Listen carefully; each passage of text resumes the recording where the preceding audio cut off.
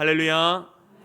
오늘 주일 예배를 함께 하시는 모든 성도님들을 주님의 사랑을 축복하고 환영합니다. 잘 오셨습니다. 오늘 로마서 4장 3절과 18절에서 22절 말씀을 통해서 복음과 성화라는 제목으로 함께 말씀의 은혜를 나누기로 합니다. 바울은 로마서 1장에서 하나님의 복음을 선언하였습니다. 그리고 인간의 죄를 모든 것을 다 드러내면서 아무도 그 죄에서 자유할 수 없음을 깨닫게 하였죠. 그러면 이 죄의 절망 가운데 우린 좌절하는 것이 아니라 다시 복음의 빛을 붙잡고 앞을 향해 나아가야 됩니다. 소망을 향해 나아가는 것이죠.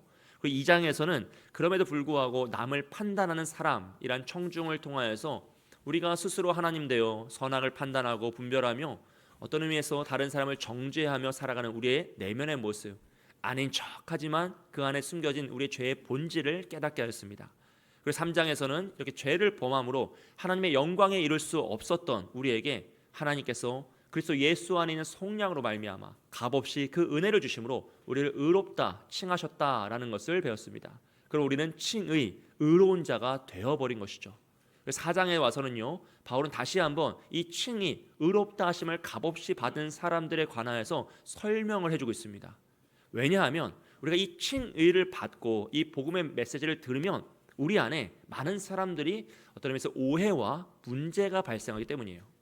여러분, 하나님께서는 우리를 구원하시기 위해 죄인된 우리를 사랑하셔서 자신의 아들 독생자 예수 그리스도를 십자가에 달려 죽이셨습니다. 그래서 그 그리스도의 생명값으로 우리는 구원을 받은 것이죠. 그리고 누구든지 예수를 믿는 자는 이제 모두 다 구원을 받는 은혜를 누리게 되었습니다. 이것이 바로 말할 수 없는 복음의 은혜예요. 근데 이 말할 수 없는 복음의 은혜를 우리가 처음 접하면 우리의 마음속에 큰 기쁨과 감사함도 있지만 우리 마음속에 살짝 불편함이 있다는 거예요. 부담스러움이 있습니다. 왜냐하면 우리는 무엇인가를 값없이 받는다라는 개념을 몰라요. 우리는 이미 스스로 자신의 인생의 주인 되어 살았기 때문에 값을 지불하고 내 것으로 사는 것을 좋아하죠.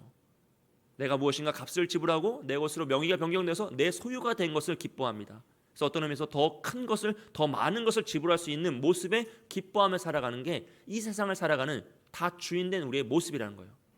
누군가 나에게 값없이 무엇인가 준다? 우리는 뭐 하죠? 의심을 하죠. 세상에 공짜가 있어요, 없어요? 없어요. 그래서 아이들에게도 누가 뭐 준다 그러면 따라가면 돼요, 안 돼요? 안 돼요. 우리 그런 세상에 살고 있기 때문에 값없이 받는다? 그 개념을 모른다는 거예요. 오직 아이들만 값없이 받는 은혜를 알죠. 그래서 그들은 어떻게 요구합니까?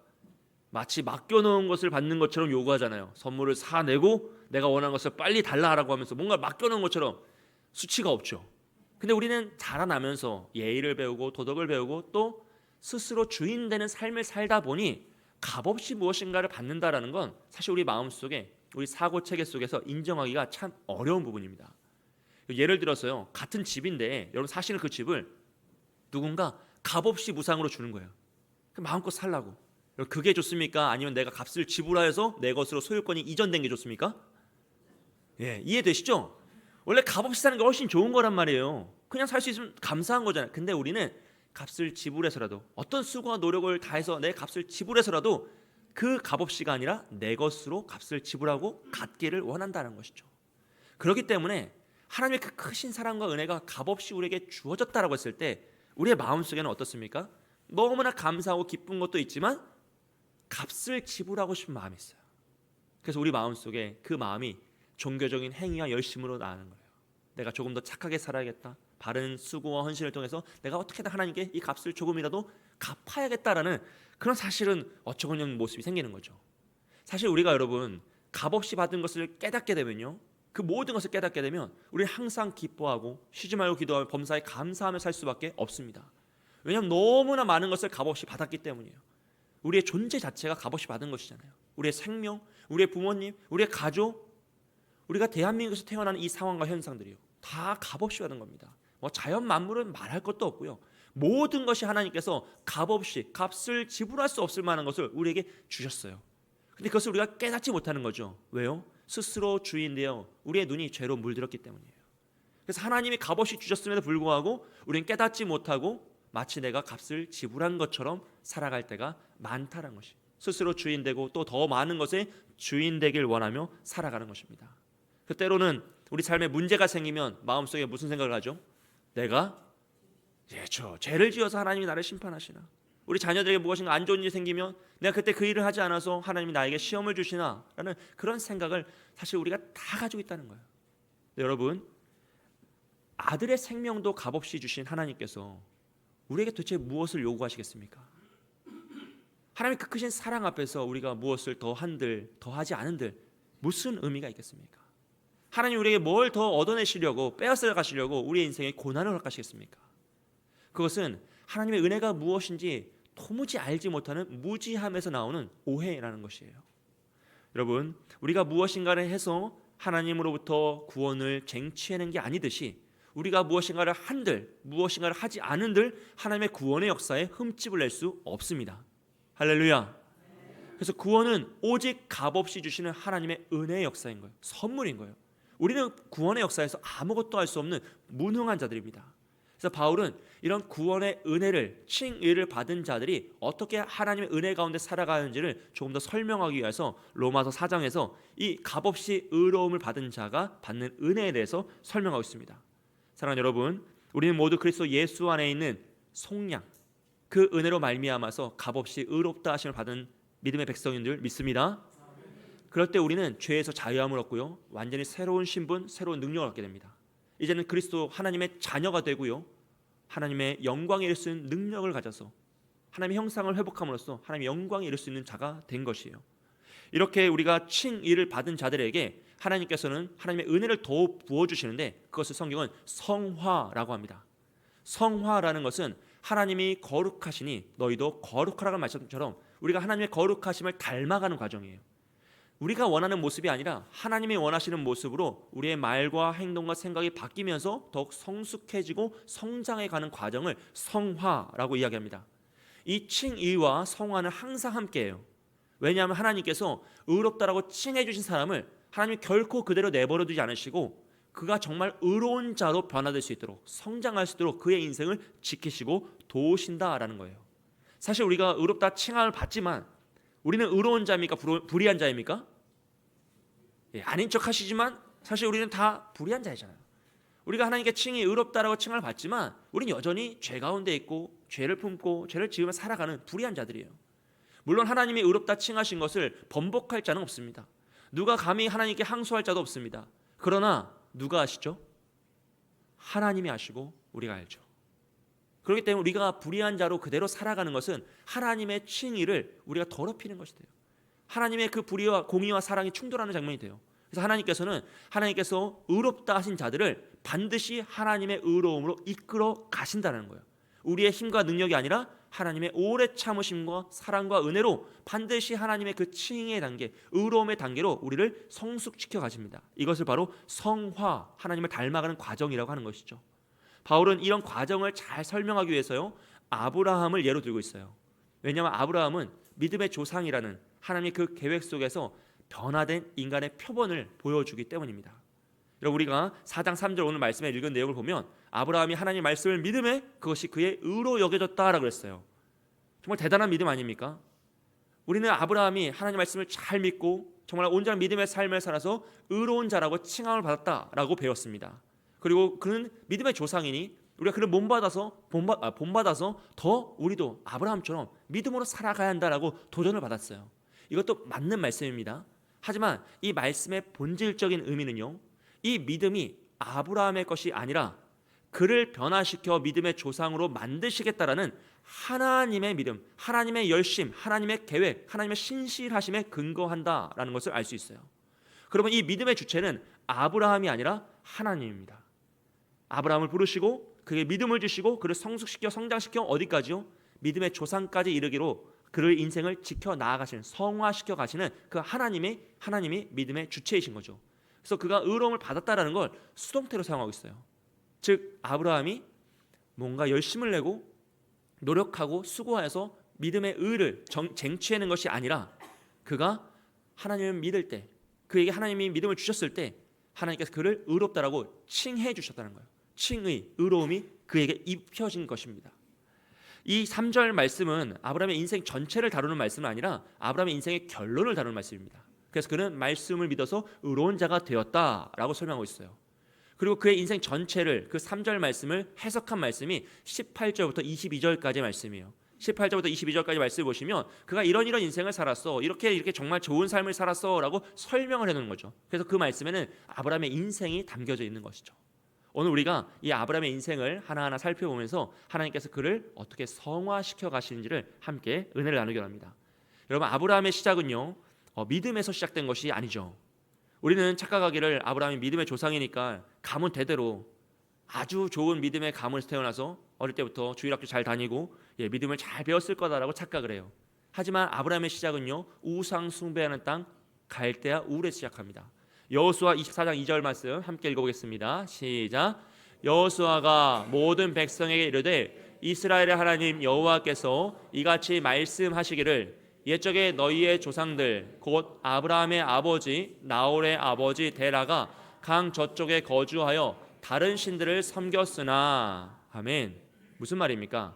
아브라함은 갈대아 우르란 땅에서 태어났는데요, 그 땅은 우상 숭배하는 땅입니다. 사실 그 당시는 다 우상 숭배했어요. 그리고 아브라함이 태어난 가문도 대대로 우상 숭배하는 가문이었어요. 그러니 아브라함도 우상 숭배하며 잘 살아갔던 사람입니다. 그런데 하나님께서 그에게 찾아오셔서 그를 말씀하시며 부르신 것이죠. 즉 믿음의 시작은 아브라함의 선택이 아니라 하나님의 부르심이었다라는 것을 이야기해요. 그 부르심은 창세기 12장 1절 3절 말씀에서 이렇게 나옵니다. 여호와께서 아브라함에게 이르시되 너는 너의 고향과 친척과 아버지의 집을 떠나 내가 내게 보여줄 땅으로 가라. 약속의 땅을 말씀하시는 거죠. 내가 너로 큰 민족을 이루고 내게 복을 주어 내 이름을 창대하게 하리니 너는 복이 될지라. 자녀를 약속하시고 창대한 미래를 약속하십니다. 너를 축복하는 자에게는 내가 복을 내리고 너를 저주하는 자에게는 내가 저주하리니 땅의 모든 족속이 너로 말미암아 복을 얻을 것이라 하신지라. 아멘. 이건 정말 놀라운 축복의 말씀이 아브라함에게 임했습니다. 하지만 지금 하나님 아브라함에게 요구하시는 것은요 여행처럼 작은 거리를 이동하거나 어디 좀 잠시 다녀오는 그런 수준이 아니죠. 자신의 인생을 걸고 오직 이 말씀 따라서 모든 것을 포기하고 나아가야 되는 정말로 쉽지 않은 결정이었습니다. 만약 하나님께서 우리에게 나타나셔서 내가 너를 복으로 세울 거니 너는 아프리카로 가라고 하시면 어떻게 하시겠습니까? 이게 남의 일이니까 쉬워 보이지 내 일이면 쉽지 않거든요. 하나님이 갑자기 저에게 나타나셔서 말씀하시면 아프리카로 가라고 하시면 제가 뭐라고 하겠습니까? 그래도 싱글인 이영호 목사님이 조금 더 낫지 않겠냐고. 티켓값도 싸고 저희가 잘 후원하겠다고, 사람 괜찮다고 한 번 더 협의를 해보지 않겠습니까? 여러분, 이게 쉬운 게 아니에요. 누구의 인생이라도 결코 이건 쉽지 않습니다. 그런데 아브라함은요 12장 4절에서 이렇게 고백해요. 함께 읽겠습니다. 이에 아브라함이 여호와의 말씀을 따라갔고 롯도 그와 함께 갔으며 아브라함이 하란을 떠날 때 75세였더라. 아멘. 아브라함은요 하나님의 말씀을 따라 그 길을 나섭니다. 75세는 그 당시에도 청년의 시절을 지난 시기예요. 그러니까 무엇인가를 시도하기에는 사실은 쉽지 않죠. 안정적으로 삶을 살아갈 수 있는 시대였습니다. 그런데 그 모든 것을 포기하고 말씀을 따라가요. 이때 아브라함이 믿음을 가졌다라고 하지 않아요. 그는 말씀에 반응한 거죠. 왜냐하면 그는 우상을 섬기는 자였기 때문에 신이 자신을 계시할 때 여호와라는 신이 나에게 말씀했으니 그 계시에 나는 순응해야 되겠구나. 그 뜻에 따르지 않으면 뭘 받습니까? 벌을 받죠. 그러니 그 두려움과 신에 대한 존중을 표현해서 자신이 할 수 있는 반응을 보인 거예요. 그래서 아브라함과 사라와 데라와 룻 그래가지고 같이 이제 길을 떠나는 거죠.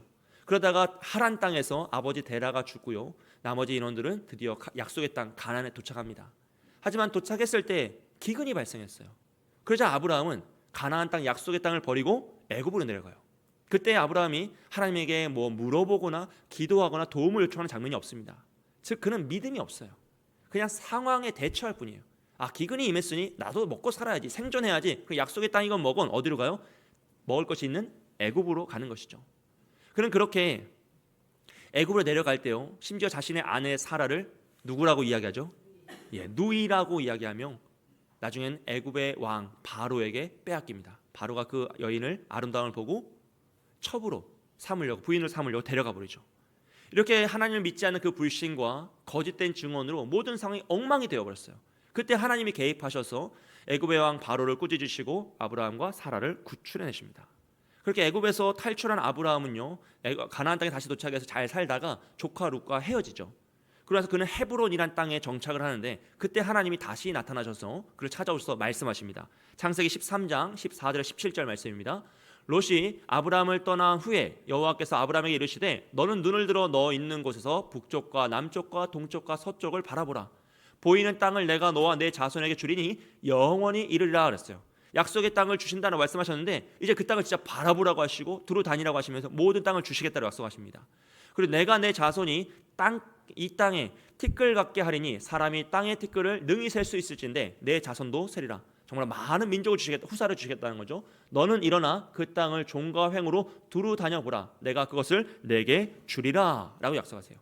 정말 놀라운 은혜의 축복의 언약을 받습니다. 약속을 받습니다. 그러고 나서 이제 롯이 살던 지역에 이제 가나안 백성들끼리 그 민족끼리 왕들의 전쟁이 일어났어요. 그때 롯이 사로잡혀가고 아브라함은 자신의 집에서 키우던 용사들을 데리고 가서 그 모든 일들을 구출해 옵니다. 그런 사건 후에 아브라함이 두려움이 있을 것이 아닙니까? 전쟁 가운데 자기가 속했으니까. 그때 하나님이 다시 아브라함을 찾아서 말씀하세요. 15장 1절입니다. 함께 읽습니다. 이후에 여호와의 말씀이 환상 중에 아브라함에게 임하여 이르시되 아브라함아 두려워하지 말라. 나는 내 방패요 너의 지극히 큰 상급이니라. 아멘. 두려워하는 아브라함에게 찾아오셔서 두려워하지 말라고 말씀하시며 그를 지키시겠다라고 약속하세요. 그때 아브라함은 하나님 나에게 무엇을 주시겠습니까? 라고 반문하죠. 나는 아들이 없습니다.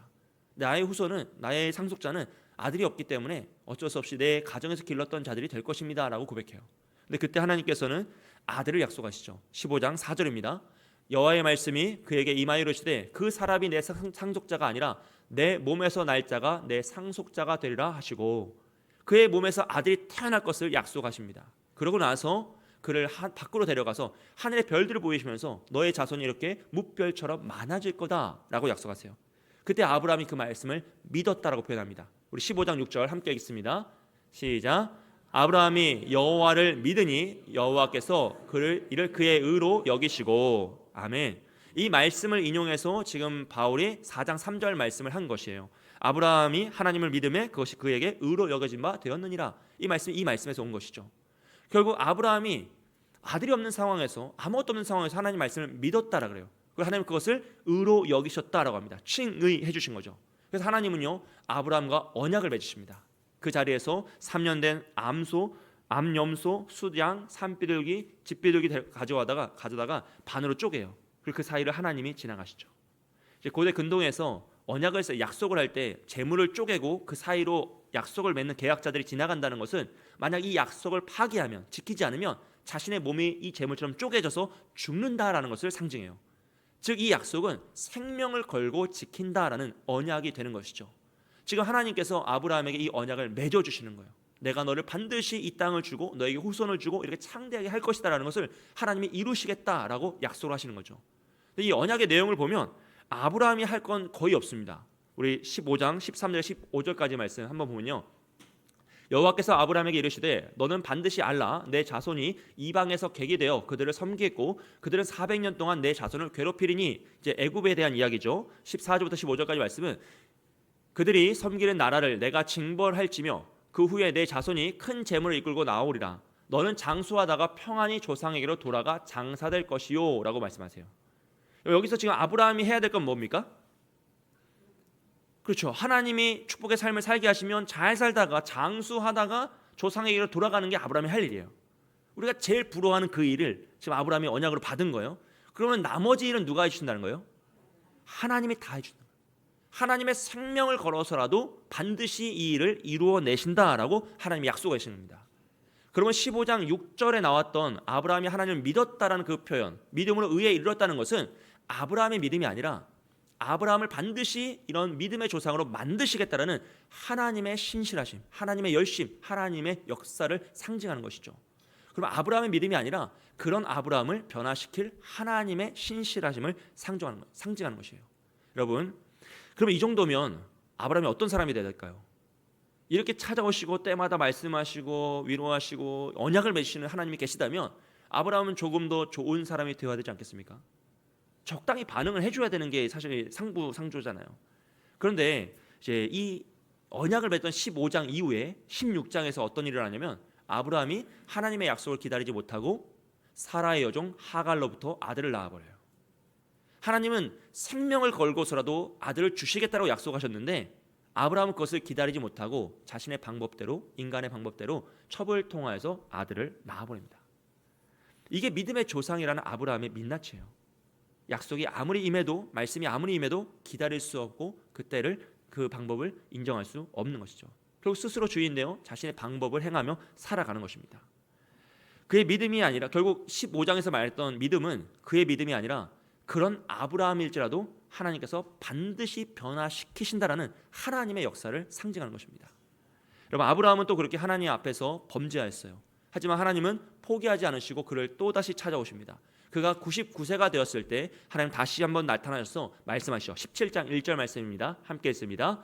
아브라함이 99세 때에 여호와께서 아브라함에게 나타나서 그에게 이르시되 나는 전능한 하나님이라 너는 내 앞에서 행하여 완전하라. 아멘. 그가 이스마엘을 낳은 것을 지적하시는 거죠. 나는 전능한 하나님이니 너도 완전히 행하라는 것입니다. 그러고 나서 아브라함과 사라의 이름을 바꿔주세요. 원래는 아브람 사레였죠.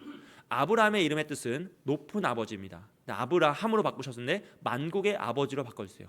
사레는 나의 공주란 뜻입니다. 근데 사라, 이제 열국의 어머니, 만국의 어머니로 그의 이름을 바꾸시죠. 지금까지 아브라함과 사레는 자신의 인생을 높은 아버지로서 또 남편에게 사랑받는 공주로 살았어요. 그런데 이제 어떻습니까? 하나님께서 그들의 인생을 만국의 아버지로, 만국의 어머니로 바꾸시며 그들의 존재를 이름으로 바꾸어 주더라는 거예요. 그리고 다시 한번 아들을 약속하세요. 너에게 아들을 줄 것이다. 그때 99세의 아브라함, 89세의 사라는 어떤 반응을 했을까요?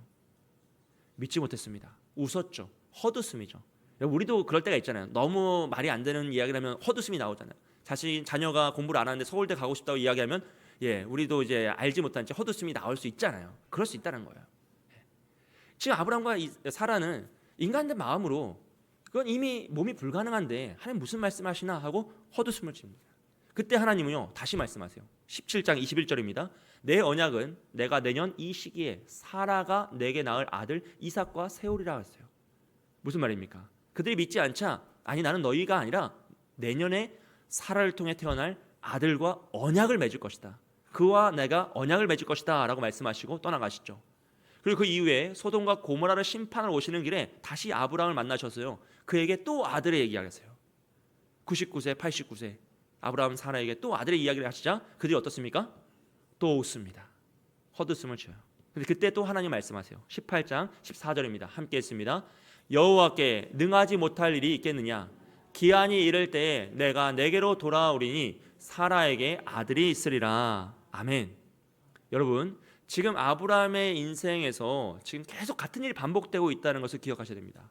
75세에 갈대아 우를 떠난 아브라함, 지금 99세의 약속을 받고 있는 아브라함, 그 25년이라는 세월 동안 하나님은 계속 아브라함에게 내가 너를 축복할 것이고 너에게 아들을 줄 거다고 약속하고 계세요. 근데 아브라함이 계속 뭐라고 하죠? 그게 되겠습니까? 라고 하면 계속 웃고 있는 거예요. 이게 사실 우리의 인생도 마찬가지 아닙니까? 하나님 우리 평생 동안 내가 너의 주인이고 내가 너를 인도하고 너는 내 것이다 라고 말씀하시죠. 근데 우리는 뭐라고 하죠? 아니 사실은 저는 저의 것이고 저의 주인은 저이고 이것으로 되겠습니까? 내가 하고 싶은 것이 있는데 내가 만족하는 것이 있는데 그것으로 살고 싶다라고 계속 그 이야기를 하는 것이 우리 인생 전체이지 않겠습니까? 심지어 내년에 너는 아들을 반드시 낳을 거다 이 말씀과 실제 아들을 낳는 사건 사이에 어떤 일이 일어나냐면요 아브라함이 자신의 온 가족을 이끌고 그랄 땅으로 들어갑니다. 그 그랄 땅으로 들어갈 때 역시나 자신의 아내를 사라를 자신의 누이라고 속여요. 그래서 그 그랄 땅에 있던 왕 아비멜렉이 그 사라의 아름다움을 보고 그 여인을 자신의 첩으로 데려가려고 데려가 버렸어요. 아브라함은 자신의 아내를 빼앗깁니다. 여기서 가장 이제 신비로운 사건은 이제 89세의 사라이죠. 굳이 89세라는 사라를 이제 누이라고 이야기할 필요가 있었을까라는 이 마음의 불편함이 생겨요. 이제 아비멜렉도 이제 그가 가지고 있었던 개인적인 취향을 우리 존중합니다. 그의 미의 기준을 존중해요. 그럼에도 불구하고 89세 된 사라를 굳이 아내로 맞이할 필요가 있었을까라는 정말 혼란스러운 상황이에요. 이거는 정말 혼탁스럽습니다. 그런데 여러분 가장 중요한 건요. 이때 사라가 그의 아들 이삭을 잉태하고 있었다는 거예요. 아들이 있을 거다라고 약속하셨고 그 다음 바로 아들을 낳거든요. 그러니까 사라의 뱃속에 이삭이 잉태되어 있는 순간이에요. 그런데 그 약속의 말씀을 아브라함이 믿지 않자 어떻게 됩니까? 자신의 아들을 잉태한 자신의 부인을 자신의 누이라 속이며 왕에게 바친 거예요. 이게 오늘날로 생각하면 정말로 소름 돋는 일이잖아요. 이런 일을 남자가 행했으면 어떻게 됩니까? 큰일 나는 거죠. 이건 평생 갚지 못하는 정말 큰일 나는 거죠. 그러니까 아브라함이 말씀을 믿지 못하자 정말로 참혹한 일을 행하고 있는 거죠. 이게 믿음의 조상이라는 아브라함의 인생입니다. 그러면 도대체 15장에서 말씀하시는 그 하나님의 믿음은 무엇입니까? 칭의, 그가 도대체 의롭다함을 받은 그 믿음은 도대체 무엇이죠? 결국 그것은 아브라함의 것이 아니라 하나님의 것이라는 거예요.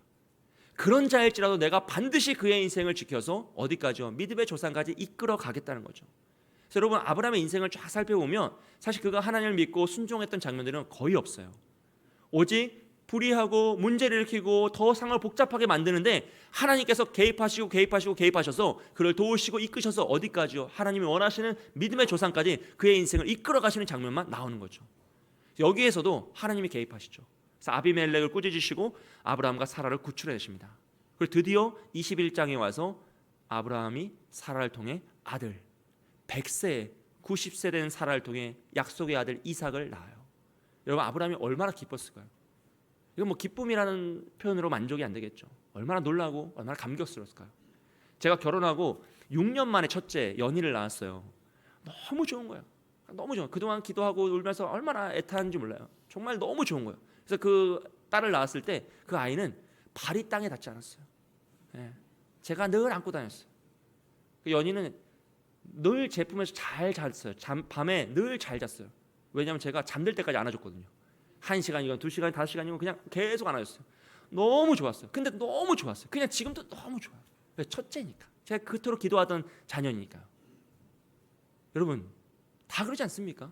근데 감히 100세에 낳은 아들 이삭 25년 동안이나 기다렸고 정말 얼마나 애타는 그 시간들을 겪어서 낳은 아들입니까? 얼마나 귀했겠습니까? 그런데 창세기 22장에서 하나님이 아브라함을 찾아오셨어요. 그 아들을 바치라고 하세요. 그 아들을 번제로 드리라고 하세요. 이 번제는 재물을 다 조각을 내가지고 불태워서 완전히 태워버리는 겁니다. 상상도 할 수 없는 일이죠. 하나님 무엇을 원하실까? 또 이해가 안 돼요. 도대체 어떻게 이럴 수 있을까? 하나님이 주신 아들인데, 심지어 하나님이 자신의 목숨을 걸고 언약을 지키셔서 주신 아들인데 그 아들을 왜 번제로 바치라고 하십니까? 우린 상상할 수도 없고 이해할 수도 없는 상황이에요.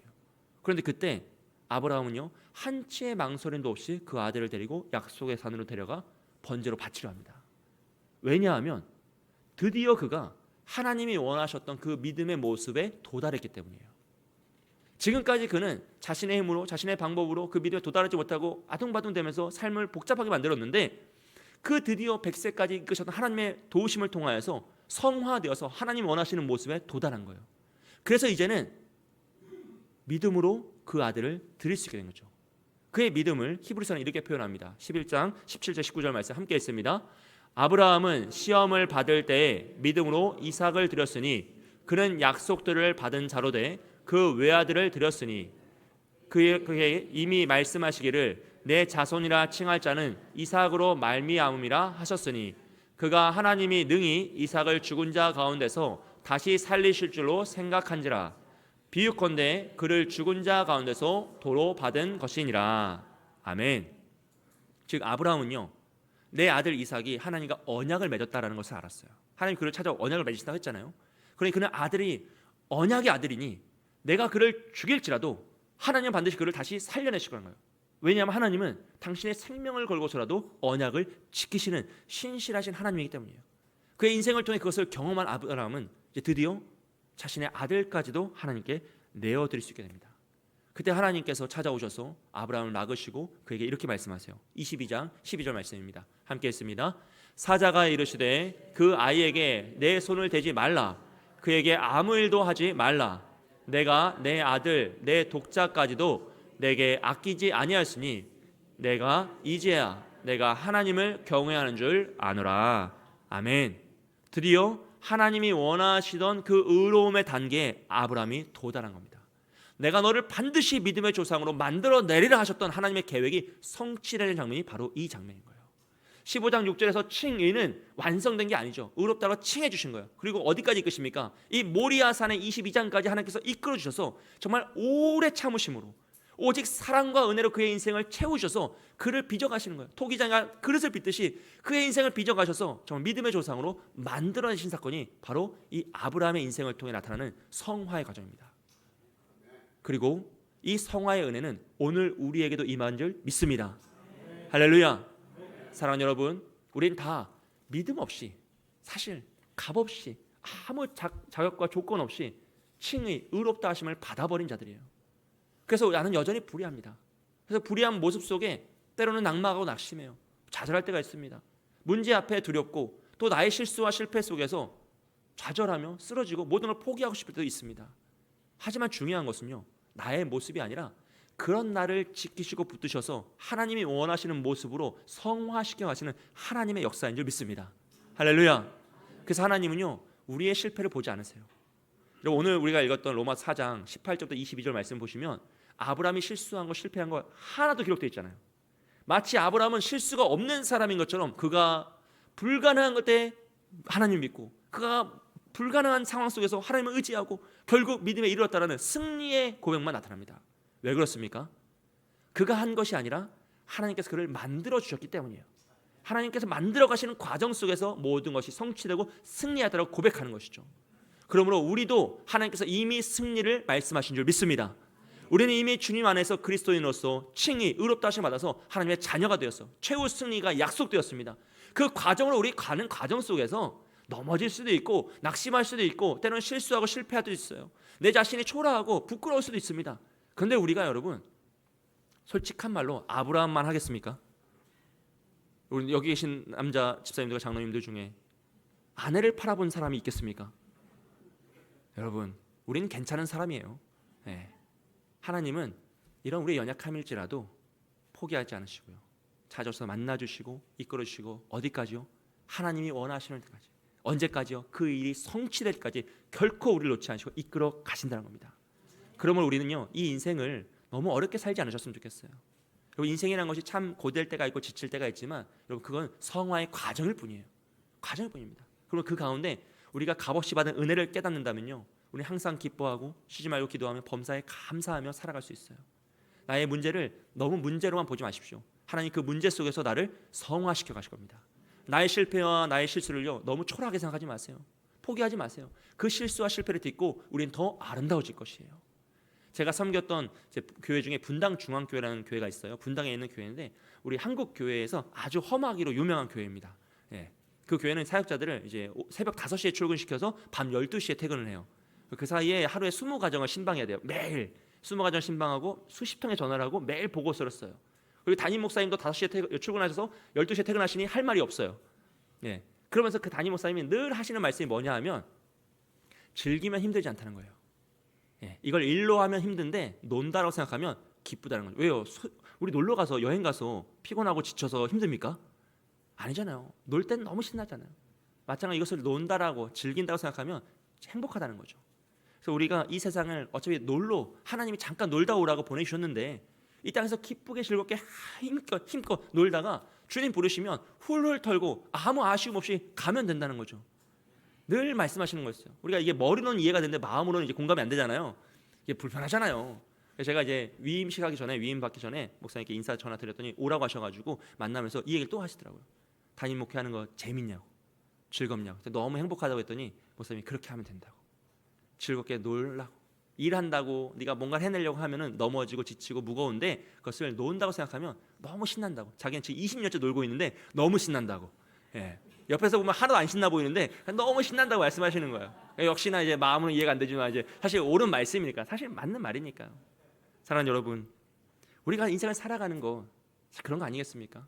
우리는 다 값없이 은혜를 받았습니다.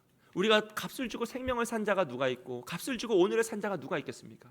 우리는 다 값없이 받은 은혜이기 때문에 우리가 그것을 깨달을 때 하나님께서 나를 만져가시는구나, 나를 이끌어가시는구나 깨달을 때 우리는 그 과정 속에 낙심하거나 좌절하지 않고 오직 믿음으로 기쁨으로 감사의 찬양을 드리며 나아가신다는 거죠. 그럴 때 하나님께서 100세의 아들을 바쳤던 아브라함처럼 우리 인생의 가장 소중한 것이라도 기쁨으로 드릴 수 있는 우리로 인도하실 줄 믿습니다. 이 성화의 과정을 더 힘있게 믿음으로 감사하며 찬양하며 나아가시는 저와 여러분 되시길 주님의 이름으로 축복드립니다. 함께 기도하겠습니다.